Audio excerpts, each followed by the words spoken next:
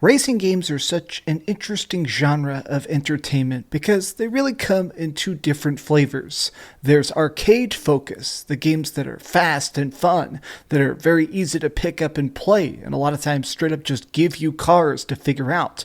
Whereas the other aspect is simulation, games that are hyper-realistic with lifelike physics and have you tuning individual gears and tinkering with every single part on your car.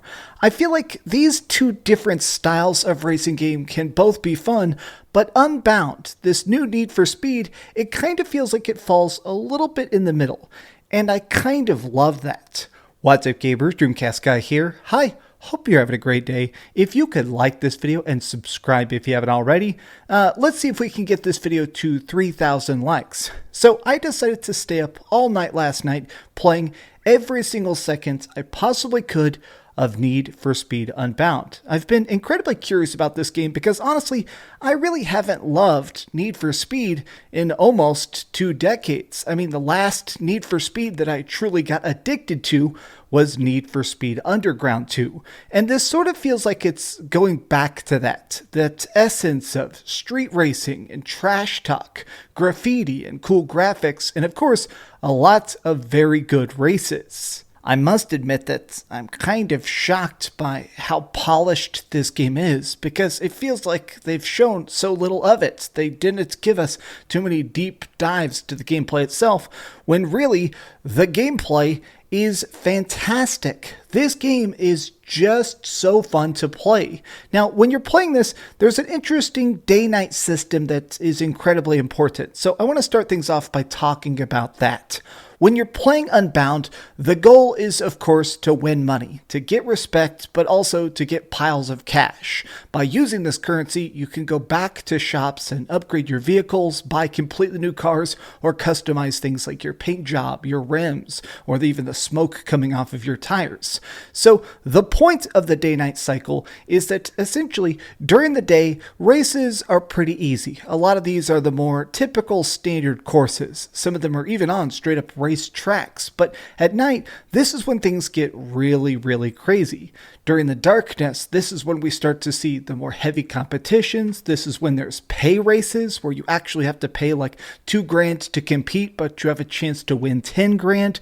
It's an interesting system, but the other aspect of it is heat. Each day in game has a building up contingency, which is that as you're winning races during the daytime or the nighttime, during that 24 hours, you keep building up more police attention. This is called heat. So some of the races seemingly actually just generate a ton more. If they happen to be going down the middle of big intersections or races on the highway, may get you a solid heat point. And basically what this does is it makes it where in between your next night races, you'll have to run from the police. So if you win, you may end up getting 2 or 3 heat on you. And this is incredibly difficult because essentially after you win your race, after you win your cash, you don't have the money yet. You still have to safely carry that probably trunk full of dollar bills all the way back to your garage to safely deposit it.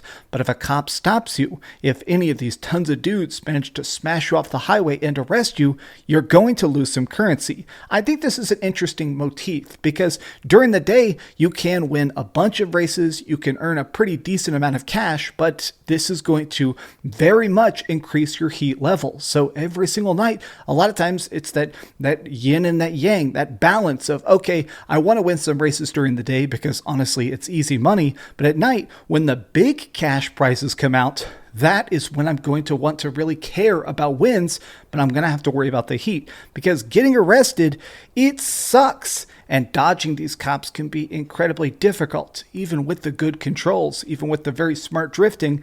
It's tough to fully escape these guys because it doesn't work like Grand Theft Auto. In GTA, if you hide in a bush for a couple minutes, it will reduce your heat level. It seems like your heat is permanent. Until the next day, this stuff maintains, and that's kind of difficult because there are times where straight up you keep thinking, okay, do I want to do another gamble? Do I want to do another big race? I mean, do I think I can still make it back to home base safely with this payday, or do I need to clock out? Now, a major reason for this day-night cycle is because there are particular days that have different events. I mean, Monday will have different styles of races than a Tuesday or a Saturday. On Saturdays, that's typically when the major events happen, the stuff with cash prizes, or sometimes a race where if you come in first, they will straight up give you a car.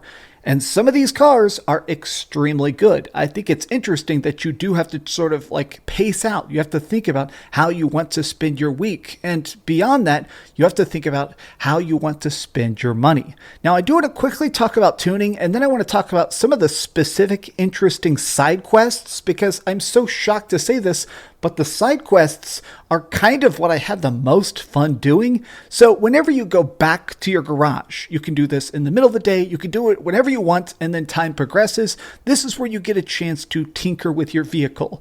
Now this is super, super basic, and I mean that as the biggest compliment. I love the games where I'm not trying to compare different weird stats or gear sizes. It's just got a number. Basically, if your number is going up, the car is going faster. It'll say, okay, we're reducing the weight, we're increasing the acceleration, we're making the top speed better. Honestly, I really do like the fact that I can just super quickly look at something and tell whether it's going to improve my car or downgrade it, and exactly how much it's going to cost. Keeping your car upgraded, keeping yourself progressing is nice because this unlocks extra tiers of content. So every single vehicle has a rating: C, B, A+, and each vehicle can only race in its own particular category. So if you have an A+ car, you cannot race against B-class cars. You would just smoke them. I guess they consider that to be too unfair or too easy. So you have to constantly race people that are roughly your amount of horsepower, your amount of tuning is what the other opponents have. But in some of these races, the competition goes beyond just tuning. It really does come down to skill. Some of the stuff like the drifting competitions are very, very technical. They're very, very tough.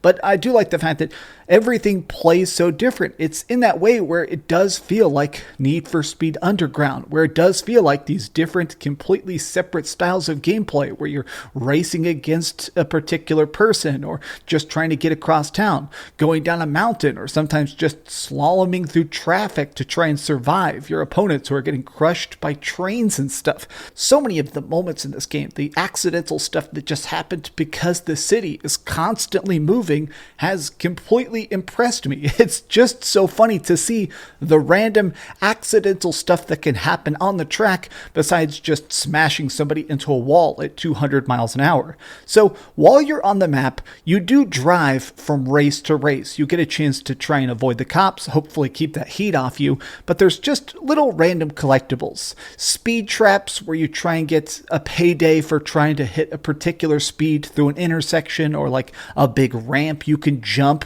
that'll give you a cash prize. Destroying police propaganda billboards leads to a cash bounty. But what's most interesting to me is these side objectives. Sometimes while you're just driving to the next race, somebody will call you on the phone and ask for help. Some of this stuff is, hey, my car broke down, I need to get back and the police are chasing me. So you have to drive them across town and basically not get busted.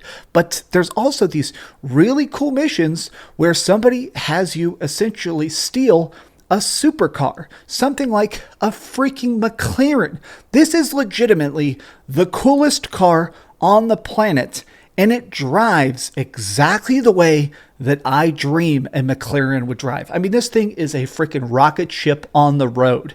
And there's so many of these great times where they just give you a random supercar and kind of let you loose. Drive it back to the garage as quickly as possible. You get a big payday, and I think this really does a subtle, brilliant motivation where as you're souping up your own car, as you're tuning it up, as you're putting so much cash under the hood or saving up for a completely different vehicle, you do have that constant motivation to dream of the next impossible supercar that you get to drive. Really, I'm just shocked to say that for the most part, my first 10 hours with Need for Speed Unbound has been so positive. It's been so exciting. But I do have two major gripes. First and foremost, you spend so much time getting rid of the heat. I do feel like sometimes the cops are overly persistent. I've jumped off bridges, driven down hills, drifted underneath an overpass across 6 lanes of traffic, and the police are perfectly on my ass. Not only is this unrealistic, but it gets boring when I win a race in 2 minutes and then I spend 6 minutes running from the cops. It's like, okay, well, I wish the race itself was longer because it gave me this heat. It almost sort of made me not want to do any race that could give me heat, even if the reward was worth it, because it's annoying to just have this freaking cop car stuck to me like herpes after club night.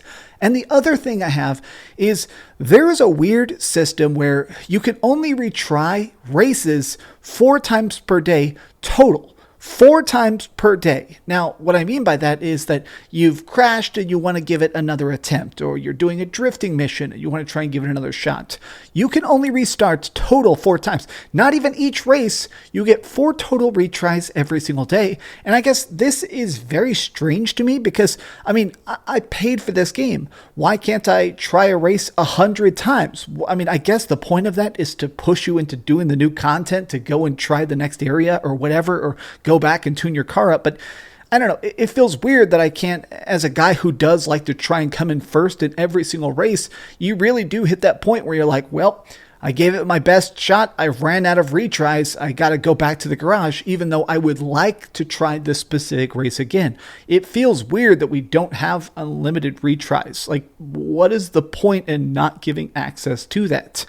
I do have to say, this game, though, is fun. It's fast, it's flashy, it's got a very cool cel-shaded aesthetic to a lot of the freaking cutscenes. The dialogue is surprisingly cool and references animes that I'm obsessed with, like Initial D. This game is a good time. I can't really put a number on it because I've only played 10 hours and maybe it gets completely terrible towards the end, but as it currently stands, I gotta give it a big old thumbs up. But what do you think about Need for Speed Unbound? Are you excited for it? Did you buy it? Tell me your thoughts in the comments down below. And if you enjoyed this video, give it a big old thumbs up, share with your friends, and subscribe if you haven't already. And please keep dreaming. Thanks so much for watching that video. If you want to see something else, you can always click this link to see what I put up last, or, subscribe and see what's coming up next. Also, I promise that whatever I do, it'll try not to suck.